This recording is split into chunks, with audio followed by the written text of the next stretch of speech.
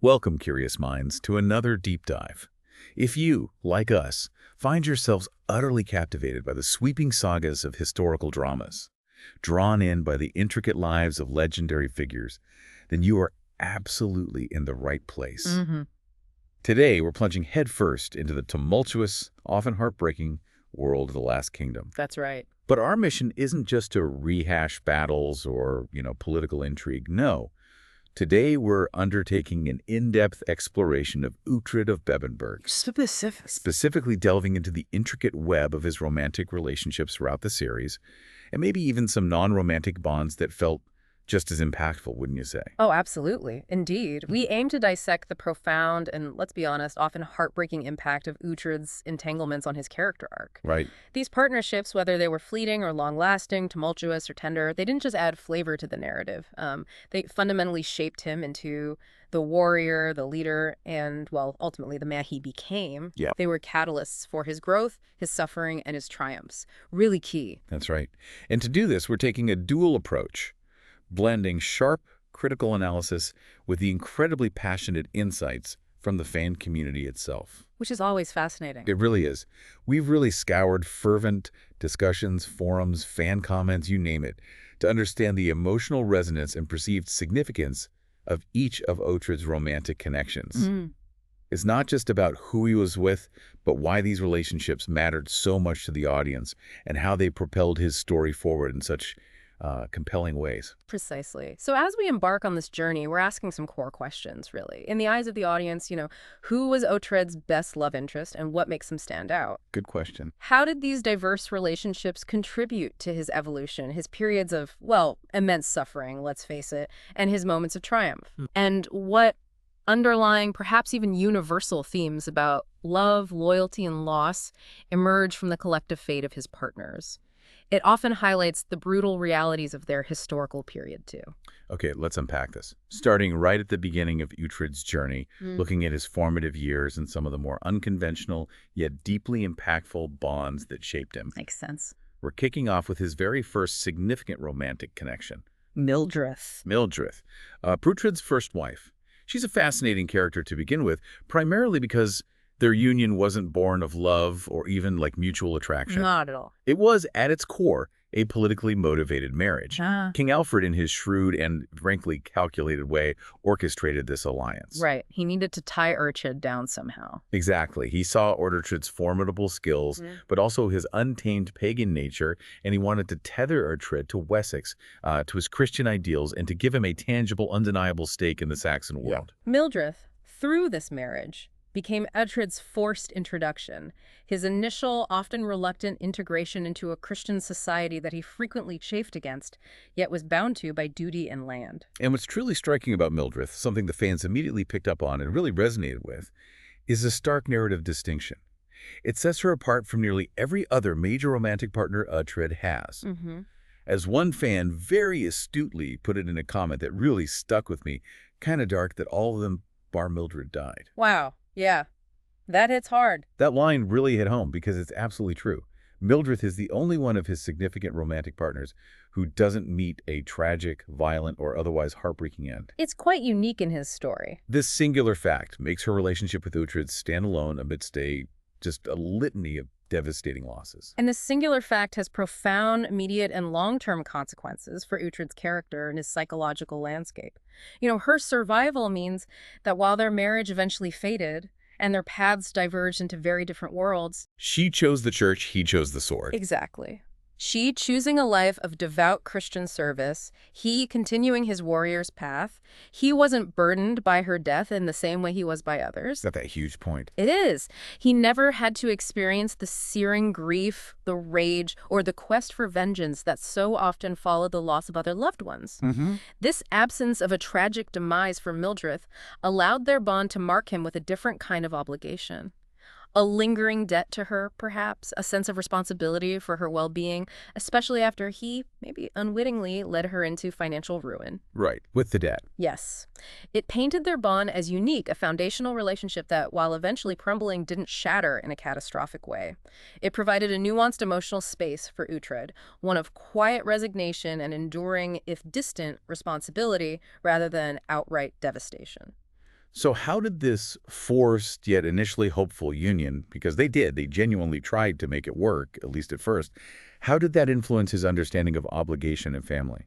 We saw him, early on, genuinely trying to be a good husband, and she, in turn, trying to understand this wild pagan Dane.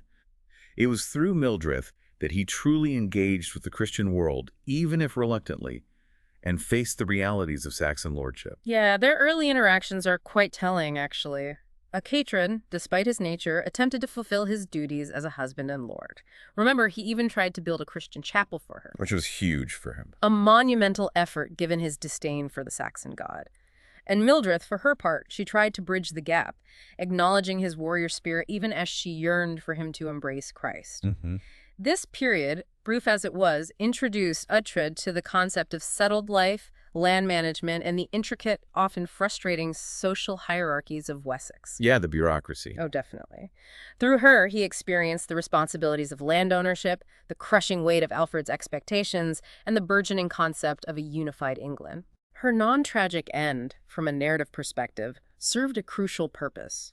It showed that not all unions in Uhtred's life needed to culminate in devastating loss to impact him. Right. It wasn't all tragedy. Exactly. Yeah. It allowed for a different kind of character development, one where he learned about duty, compromise, and the quiet dissolution of hope, rather than being solely driven by vengeance or grief, as was the case with so many later relationships.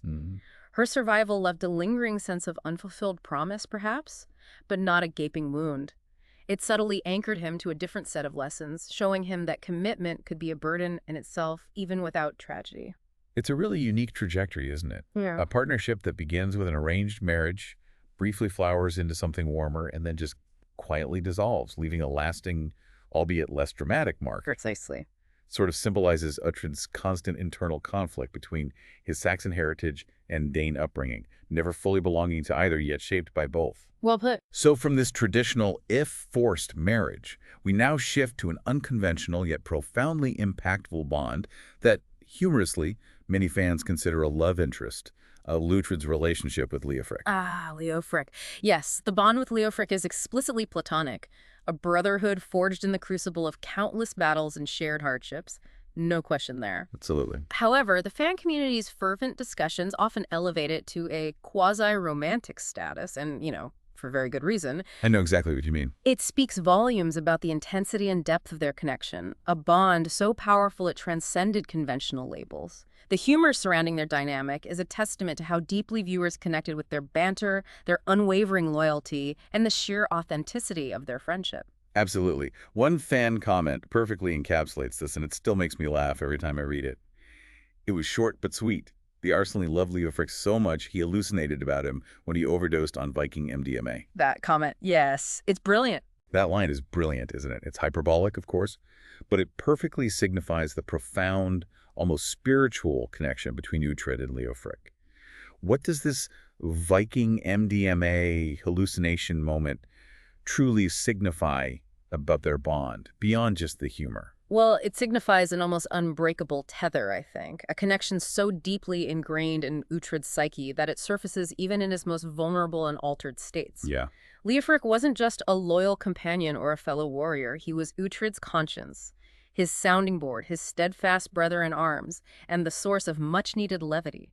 He called him Arseling with affection. Exactly. The hallucination sequence, born from a moment of profound vulnerability and altered perception after Uhtred ingests that hallucinogenic plant, brings to the forefront just how deeply ingrained Leofric was in Uhtred's being. Amidst chaos, desperation, and spiritual confusion, Leofric's voice, his wit, his blunt honesty, and his unwavering loyalty were the subconscious pillars Uhtred relied upon. This intense male friendship provided Uhtred with an unwavering anchor, a moral compass that, while often ignored in the heat of battle or passion, was always there, guiding him back to himself.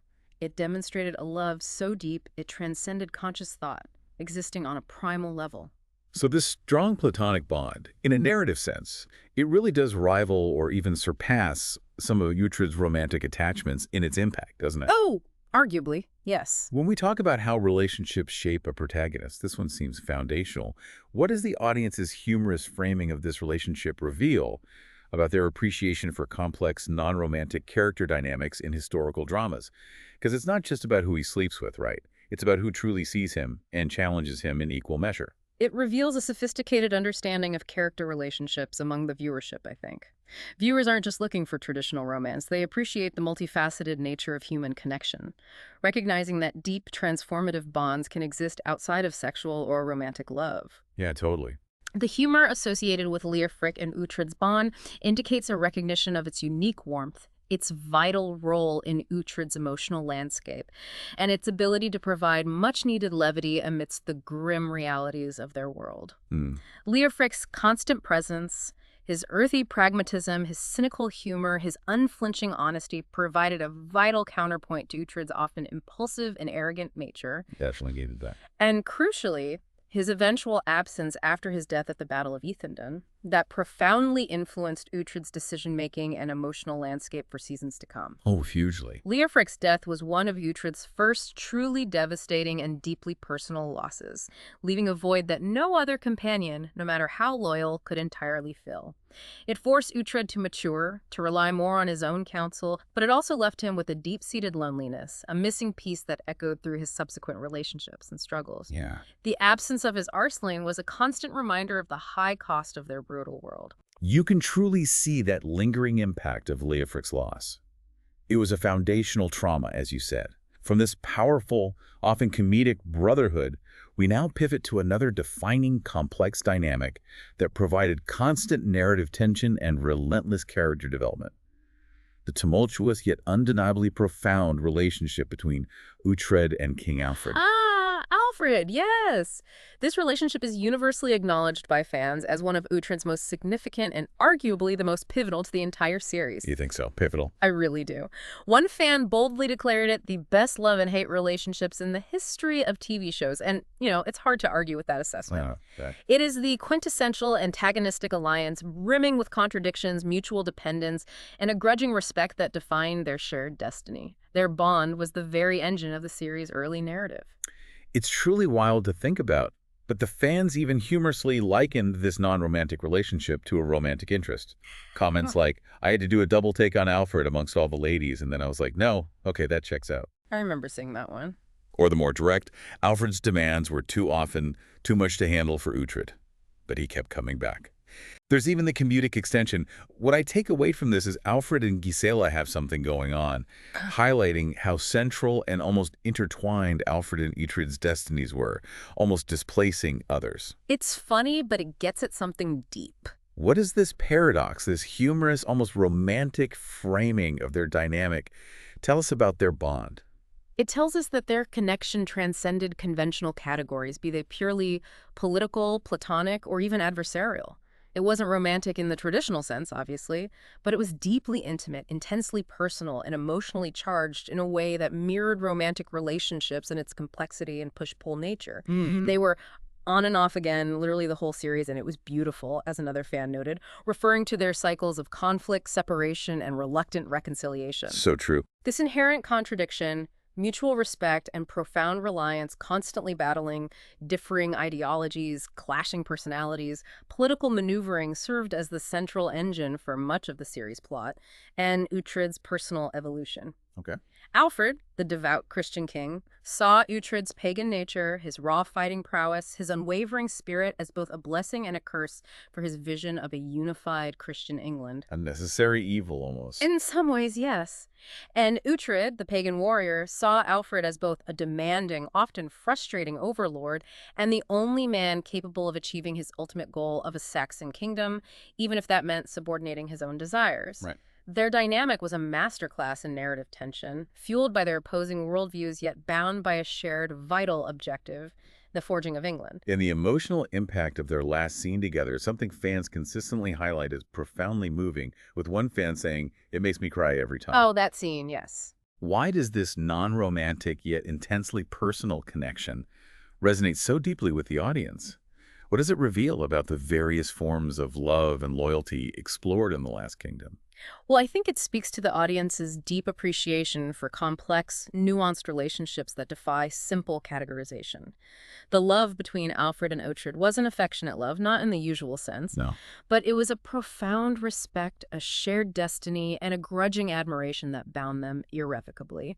Their final scene isn't just a farewell, it's the poignant culmination of years of struggle, argument, and reluctant yet essential partnership. Hmm. It's a powerful recognition of the immense, indelible impact they had on each other's lives and on the very shaping of England itself.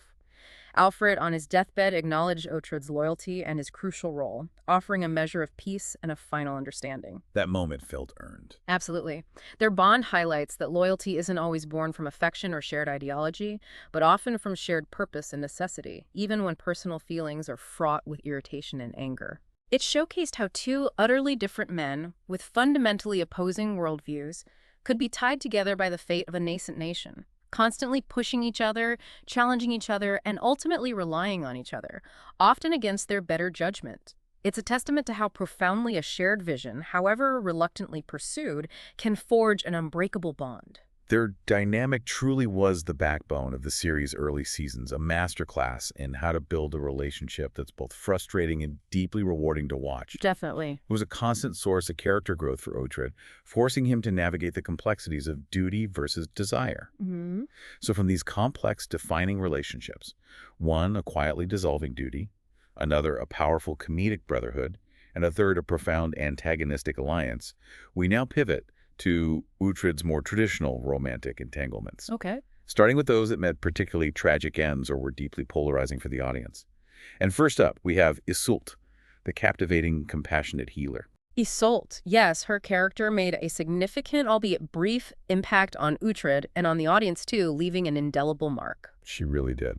Fans consistently praised her gentle nature, describing her as lovely and compassionate and kind, highlighting her almost ethereal quality. Yeah, she felt different.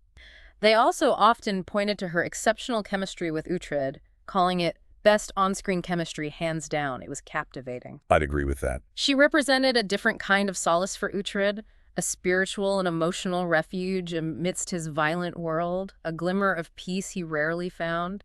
Her role as a shadow queen and her unique healing abilities offered him not just affection, but also a path to regaining his sight and, symbolically, perhaps a different future. And her premature, tragic death. Oh. It's such a turning point, isn't it? There's this strong, palpable fan sentiment that her character would have honestly softened him had she remained alive. I've seen that comment a lot.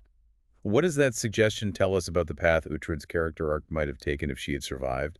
And why was her death, in a narrative sense, just so crucial?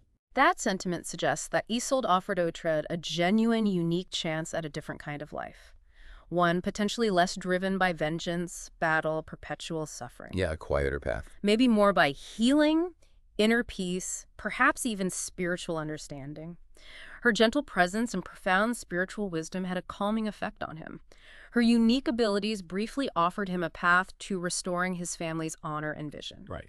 Had she survived, Uhtred might have become a less hardened, more introspective warrior, perhaps one more attuned to compassion and less prone to the cyclical violence that defined his life. What? But her death serves a critical, almost archetypal narrative purpose. It brutally reinforces the harsh realities of their world, the constant peril, and Uhtred's enduring destiny as a perpetually suffering hero. Destiny is everything. It underscores that true peace and lasting happiness for him are often fleeting, snatched away by the relentless tide of conflict and his own fated path. Her loss confirms his role as a tragic hero, where a glimmer of a better life is extinguished, propelling the protagonist forward on their fated, often painful path, often driven by a new layer of grief. Yeah. Her death wasn't just a personal tragedy for Uhtred, it was a clear signal to the audience of the unforgiving nature of the world they inhabited, ensuring the stakes remained incredibly high. The emotional weight of phrases like Iseult and the recurring what could have been award sentiment are truly palpable among viewers. It reflects a strong collective desire for Uhtred to find peace, or at least a gentler existence, which she seemed to embody so effortlessly. Absolutely, that longing is very real. And then there's this creative, lighthearted fan interpretation about the writers making her the Somerset Cakes lady. Ah, yes, the cakes. What does that whimsical notion reveal about her enduring legacy and the audience's deep affection for her? That humorous observation, while obviously not literal to the show's narrative, speaks volumes about the enduring positive impression Iseult left on the audience. It's a whimsical, almost hopeful way for fans to imagine a peaceful, ordinary future for a character they dearly loved. Like a happy ending she didn't get. Exactly. Acknowledging that the tragic path she took was perhaps not what they wished for her or for Uhtred. It highlights how much her character resonated, how she represented a kind of lost innocence or a road not taken, leaving viewers wishing for a non-tragic end to her story. Her brief presence offered Uhtred a precious, fleeting glimpse of domesticity, spiritual understanding, and a life unburdened by constant strife. A stark, beautiful contrast to the life he was destined to lead. It was a fleeting moment of light and purity, extinguished too soon, making her loss even more poignant and cementing her place in the hearts of viewers as a true what-if moment for Uhtred's happiness. So her brief, tender impact, tragically cut short, offered a glimpse of a different future for Uhtred, one perhaps less brutal. Now, let's contrast that with the disruptive, dark, and profoundly unsettling influence of another significant, albeit non-traditional female figure in Uhtred's life, Skade. Skade. Now, there's a character who divides opinion.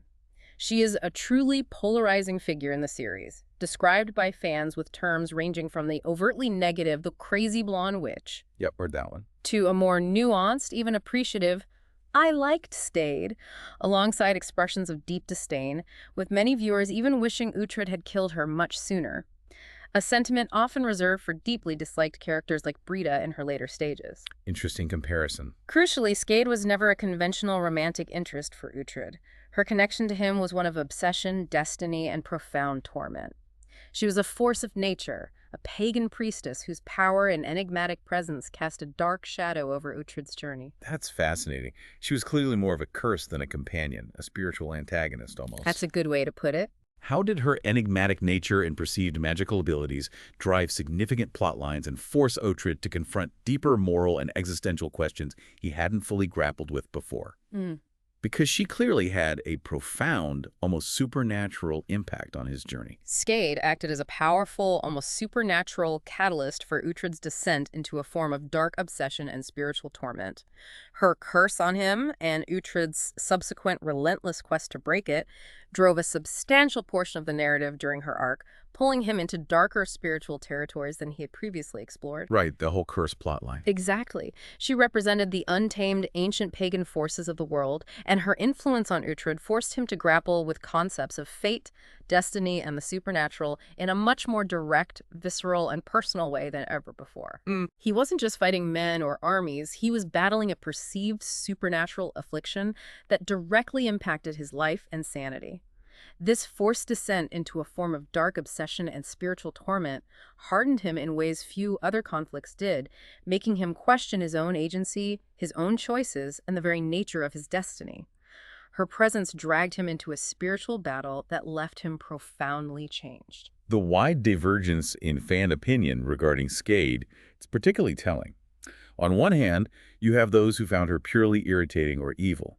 On the other, those who found her compelling. It's a real split. What does this reveal about the audience's engagement with morally ambiguous or outright villainous figures in historical fiction, especially when they exert such a powerful, almost primal pull over the protagonist? It reveals that audiences appreciate complexity and narrative friction.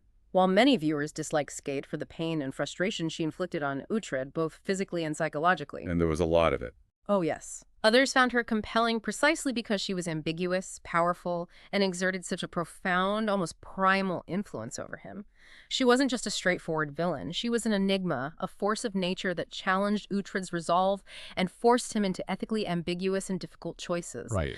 Her character highlights how antagonists can be just as crucial, if not more so, to a hero's development as their allies or loved ones, often by pushing them to their absolute breaking point. True. Her presence ultimately honed Uhtred's determination, making him more cynical, perhaps, but also paradoxically more resilient and self-reliant, forcing him to understand that not all battles are fought with a sword.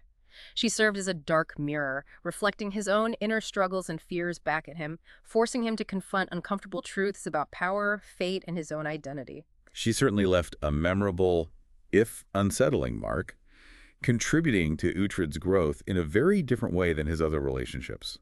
We see the ill-fated and the obsessively destructive. Mm.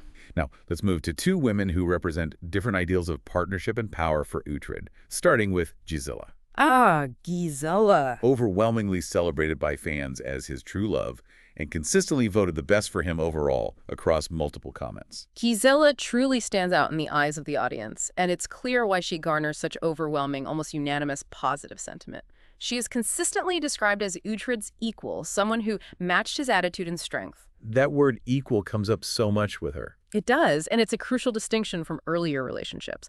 Unlike Mildred, whose marriage was arranged and whose world was largely separate from Uhtred's pagan roots, or Isolde, who offered a gentler spiritual path that was tragically cut short, Gisela shared Uhtred's fierce independence, his disdain for unnecessary formality, and his direct, pragmatic approach to life. Their connection felt organic and authentic, a partnership born of genuine affection and mutual respect rather than obligation or infatuation. That sense of equality is vital to why fans gravitated towards her. Mm.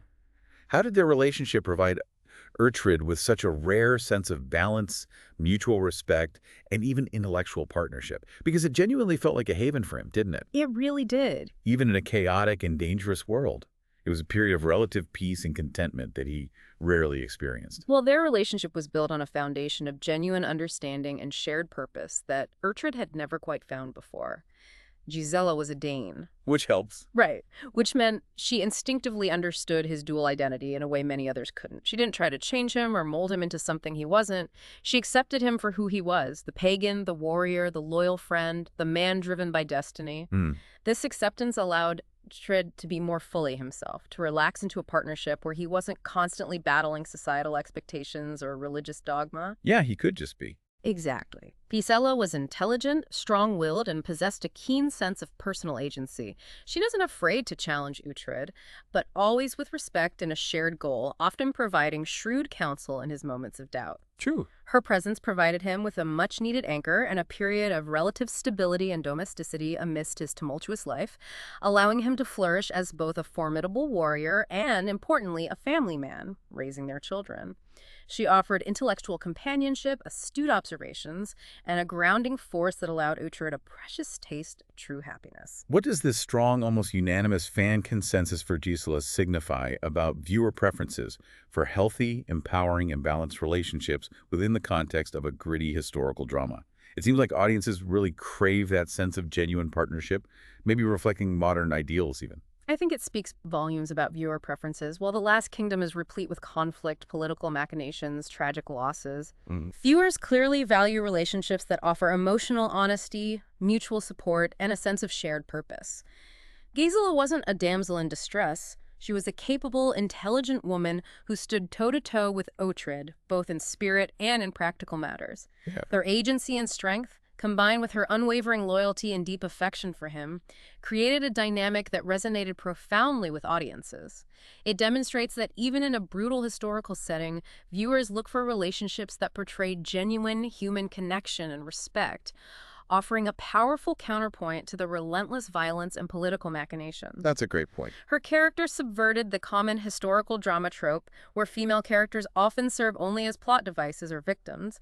Gisela was an active participant in her own life, and Uhtred's championing a more modern sensibility of partnership that deeply resonated with viewers who seek healthy, empowering relationships in fiction. Yeah. It's a testament to the idea that true love, as depicted here, is about partnership and acceptance, making her loss all the more devastating. Gisela for the win, and Gisela hands down. It's a pretty clear consensus from the fans, underscoring the enduring appeal of a healthy, equal partnership. Now let's introduce another powerful woman in Uhtred's life, comparing and contrasting her relationship with Gisela's. Aethelflaed, yeah. The formidable Lady of Mercia, who later becomes its queen. Aethelflaed represents a very different and, in many ways, more complicated kind of romantic interest for Uhtred. While she garnered strong support from Team Aethelflaed fans, particularly for her regal bearing and intelligence. Is definitely a leader. Oh, absolutely. But some audience members also characterized their connection more as an infatuation on Uhtred's part, rather than a deep, abiding love like he shared with Gisela. Interesting distinction. She was also noted by one fan as the hottest by far, which, while maybe a superficial observation, speaks to her undeniable allure, commanding presence, and the inherent attraction many felt towards her. Her relationship with Uhtred was deeply entwined with political obligations and strategic alliances, crucial to the very future of England. Their bond was less about personal freedom and more about shared destiny on a grand national scale. So it wasn't just about personal attraction. It was fundamentally about the fate of kingdoms, the very dream of England. Right. How did this complex dynamic, perceived by some as an infatuation rather than a true love, shape Uhtred? What does that distinction imply about the nature of their bond and its narrative purpose within the larger story? The distinction of infatuation versus true love is crucial, I think, to understanding the narrative purpose of their relationship. While there was undeniable passion, deep mutual admiration, and profound respect between Uhtred and Aethelflaed, they recognized each other's strength and vision. Their relationship was always overshadowed by the immense weight of their respective duties. Duty always came first for her. Always. Aethelflaed was a queen, a powerful leader, and her loyalty was first and foremost to Mercia and the dream of a unified Christian England, a vision inherited from her father, Alfred. Uhtred, for all his desire for her, understood this.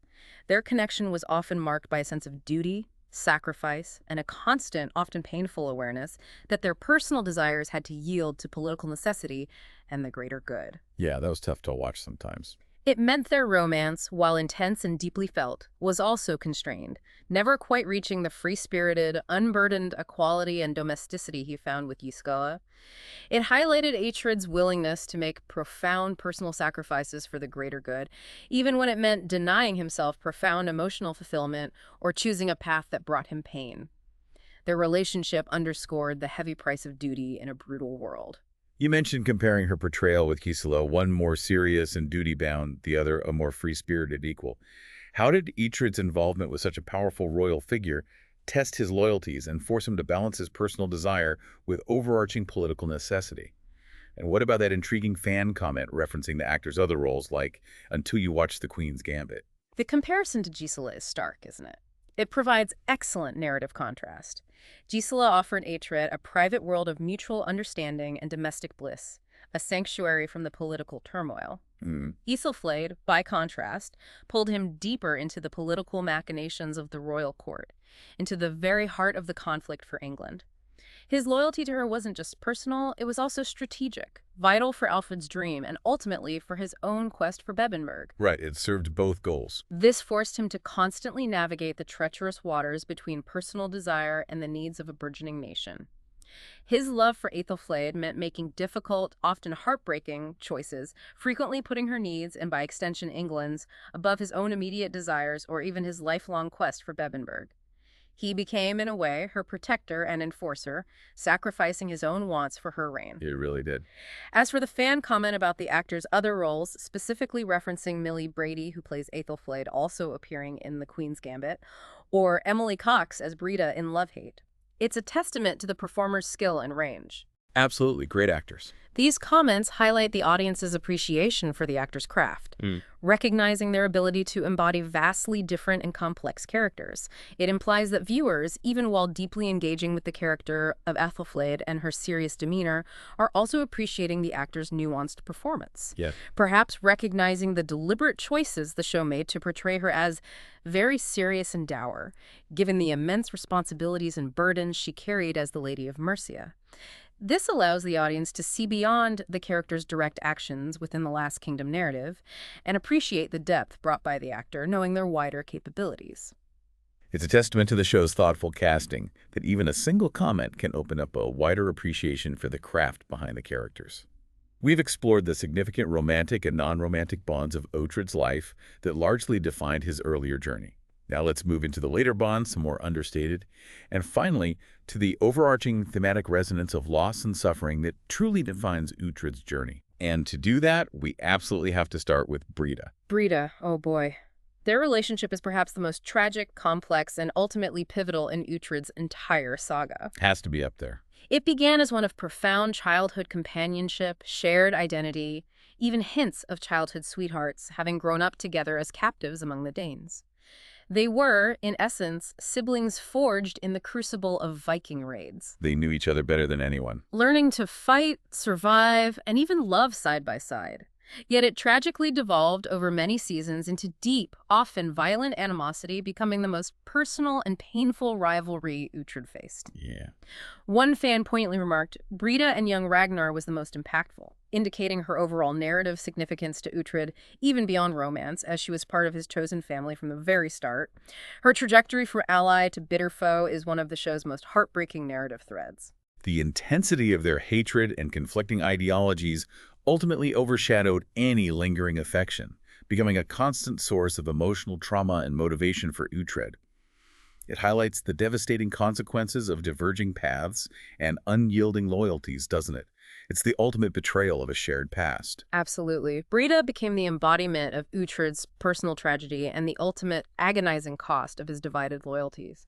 Their shared pagan upbringing, their common language, their mutual love for Ragnar the Younger, their unbreakable bond, it should have bound them forever. You'd think so.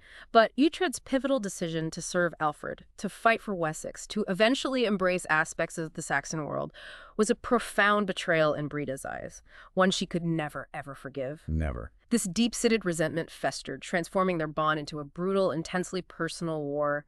The intensity of their conflict, marked by vicious personal attacks, the heart-wrenching loss of Uhtred's child, the emotional manipulation, brutal violence. It served as a recurring, painful reminder of the irreconcilable differences between the Saxon and Dane worlds Uhtred constantly navigated. Her existence was a perpetual torment for him, forcing him to confront the dark mirror of what he could have become if he had chosen a different, more unforgiving path.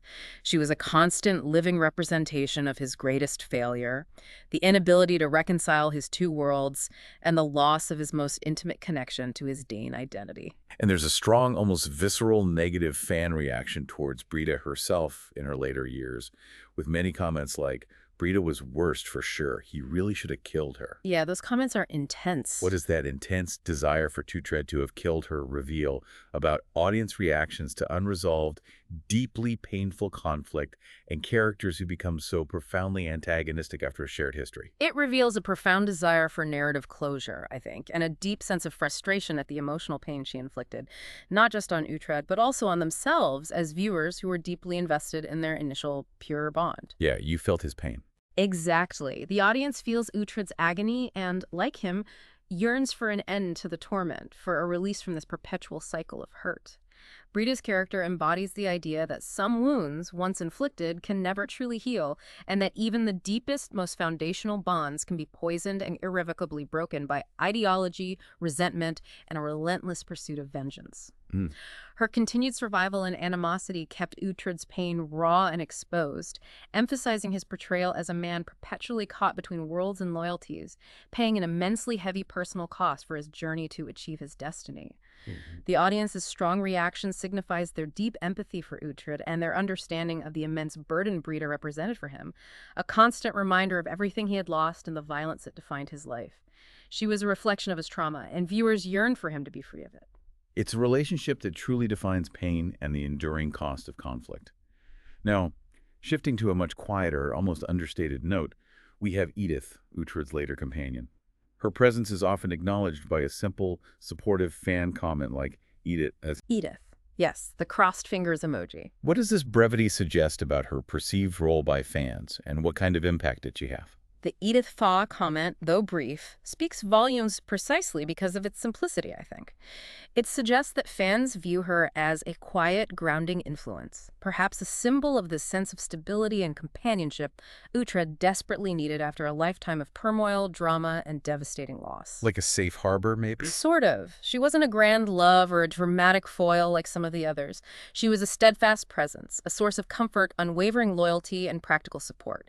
She offered a different kind of bond, bond, one perhaps less about fiery passion and more about quiet solidarity, a mature partnership built on shared experiences and mutual respect.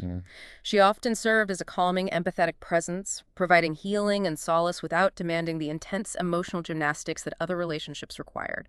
She was, in many ways, an anchor of normalcy and quiet affection in his later, still tumultuous years. She seems to reflect a different, perhaps more mature stage of his personal journey, one less about tumultuous passion and more about quiet solidarity and reliable companionship. And then there's Hild. Ah, Hild. A fan suggested that Hild should be on the list as well, but for some reason the TV producers got very prudish, implying a missed romantic opportunity by the show's creators when adapting the books. That fan observation is a critical point about audience expectations versus the creative choices made in adapting Bernard Cornwell's original Saxon stories into the Last Kingdom series. Because they were involved in the books, right? Yes, in Cornwell's books, Hild and Uhtred do indeed have a brief romantic entanglement. However, the show's decision to maintain Hild's role primarily as a spiritual guide, a platonic friend, and a moral compass, rather than developing a romantic arc, was a deliberate and, I think, impactful creative choice. Why do you think they did that? Well, it likely aimed to preserve her unique position as Uhtred's confessor, his unwavering moral anchor, and his spiritual touchstone, keeping her free from the complications of romantic entanglement that define so many of his other relationships. Her strength lay in her unwavering faith and her clear moral convictions, and perhaps the showrunners felt a romantic bond would dilute or complicate that pure guidance. That makes sense. Yeah. Keep her role clear. Exactly. What might a romantic relationship with Hild have meant for Uhtred's spiritual and personal development, given her monastic vows and strong moral compass? And how does the show's explicit choice not to make them romantic impact Uhtred's journey and emphasize the diversity of his non-romantic yet profound bonds?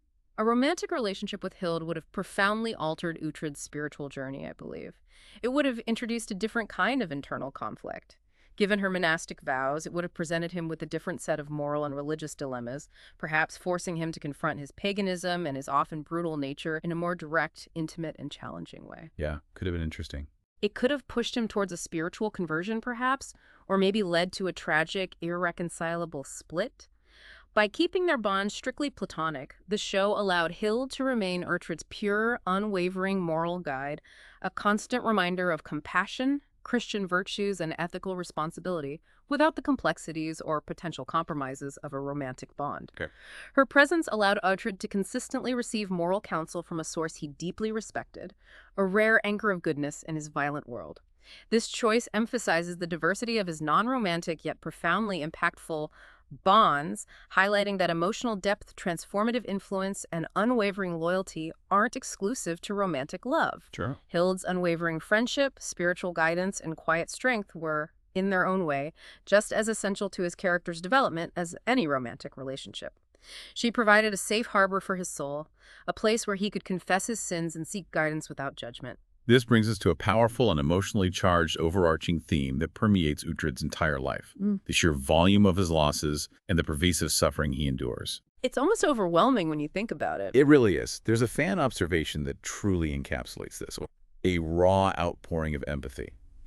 Kind of dark that all of them, bar Mildred, died. Yeah. Richard really went through it just for Styr to be like, nobody has suffered like I have, to his face. Oof. Yeah, that fan comment is incredibly poignant. It highlights the deep empathy and understanding the audience developed for Uhtred's pervasive, almost relentless suffering. And it didn't stop there. No, the subsequent, incredibly detailed and emotionally raw list from that same fan truly drives home the cumulative narrative impact of these losses on Uhtred's character. Oh, I'm sorry, miss. Only lost one husband. I forgot about your pain while I was thinking about the wife 2-3. Was Brita dead by this point? Girlfriends, 1 child, 3 best friends, 2 fathers, 1 brother, 1 sister, 1 mentor, and 1, I don't know what the hell, but it was intense. Most of whom died in terrible ways, and some I had to witness firsthand. But go ahead, tell me about your suffering, Styra. Wow. That detailed breakdown, it's just devastating when you list it out like that. It really is, puts it in perspective. How did this relentless parade of tragedies, the loss of loved ones, friends, family, often violently and directly because of his choices or circumstances, shape Uhtred's resilience, his occasional cynicism, his deep-seated need for belonging, and ultimately his unwavering drive for Bebbanburg? Each loss, each profound sorrow, forged Uhtred into the complex, often hardened man he became. The death of his birth family, his adopted family, his friends like Leofric and Stipa, his mentors like Ragnar the Elder, his various loved ones, it instilled in him a brutal resilience and an almost necessary cynicism. Had to develop thick skin. He learns early on that happiness is fleeting, that peace is temporary, and that loyalty, while cherished, often leads to heartbreak and a heavy price. This constant experience of loss fueled his deep-seated, almost primal need for belonging, for a true home, for a place and people he could truly call his own, which ultimately manifested as his unwavering, lifelong drive for Bebbanburg. Oh, comes back to Bebbanburg. It does. It's not just a castle. It's a powerful symbol of stability, legacy, identity, and perhaps a final resting place free from the constant threat of loss. The raw emotional reaction to Stiora's perceived insensitivity underscores how deeply the audience understands Uhtred's burdens, recognizing that his suffering is not just episodic, but a fundamental, defining part of his very being, a heavy cloak he wears. It's astonishing, truly, that he keeps fighting despite such overwhelming grief. How do these repeated, devastating losses serve to reinforce the harsh and unforgiving realities of the historical period depicted in The Last Kingdom? Well, they serve as a stark, visceral, and uncompromising reminder of the brutal, unforgiving nature of 9th and 10th century England.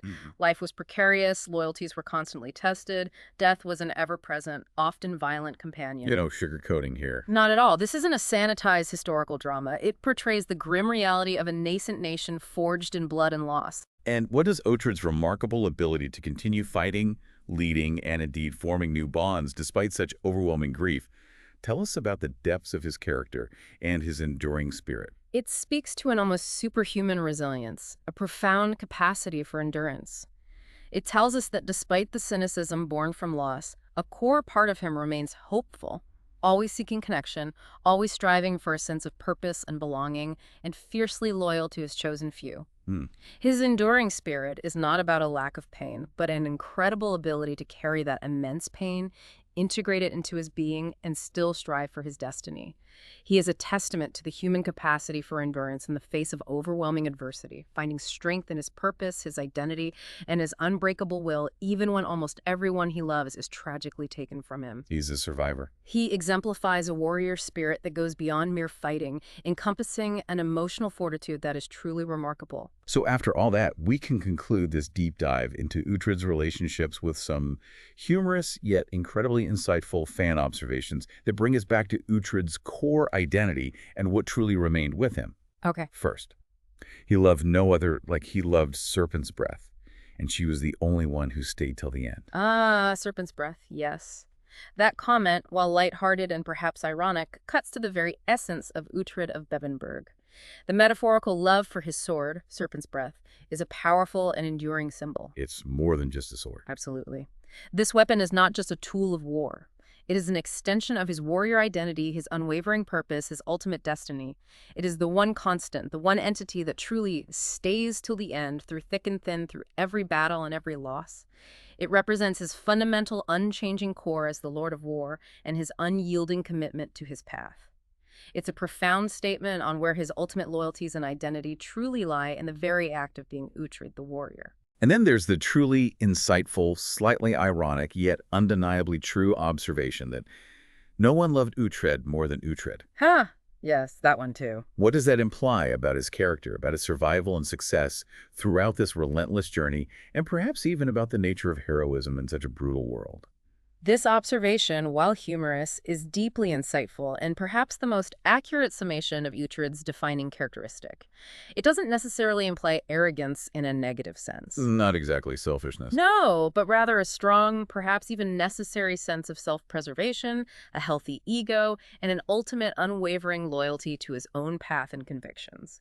Uhtred's survival often depended on his ability to trust his own instincts, to prioritize his own quest for Bebbanburg, and to maintain an unyielding belief in his own destiny, even when others doubted him, tried to manipulate him, or sought to control him. This self-love, this fierce dedication to his own identity and purpose, is a fundamental aspect of his character's survival and success in a brutal, chaotic world where everything else is fleeting. It means that while he forms profound bonds and experiences devastating losses, his ultimate anchor, his most enduring and reliable relationship, is within himself, with his own will and spirit making him truly self-reliant.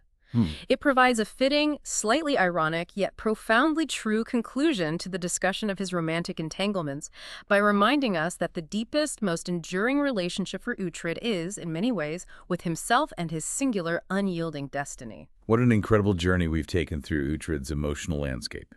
We've seen the rich tapestry of his relationships, from the tragically lost to the humorously imagined, and how each played a crucial, distinct part in shaping his complex, evolving character arc. It's quite a map of connections. It really is. Yeah. It's clear that these connections, whether overtly romantic or deeply platonic, are central to the emotional depth and enduring appeal of The Last Kingdom. They are the very threads that weave his remarkable story. Indeed. The strength of the series' narrative lies not merely in its historical accuracy or thrilling battles, compelling as they are, but fundamentally in the intricate web of human connections that define its protagonists. Yeah. The diverse and passionate fan opinions we've discussed today, from heart-wrenching lamentations to humorous insights, underscore the show's profound success in creating characters and relationships that deeply resonate with viewers, sparking ongoing discussion and debate long after the credits roll. It really stays with you. It does. It's a testament to the power of human connection, even in the most brutal of times. Absolutely. It truly makes you think about the nature of love, loss, and destiny. So, considering the extraordinary weight of Uhtred's cumulative losses and the enduring, almost singular nature of his core identity and purpose, do his numerous romantic relationships serve primarily as essential catalysts for his relentless personal growth and adaptation, pushing him forward with new lessons and new motivations? Or are they, in the end, perhaps more tragically, testaments to the inherent loneliness and perpetual sacrifice required of a man driven by a singular, unyielding destiny? A man for whom true, lasting domestic happiness is simply never meant to be. That's the big question, isn't it? It's something to ponder until our next deep dive.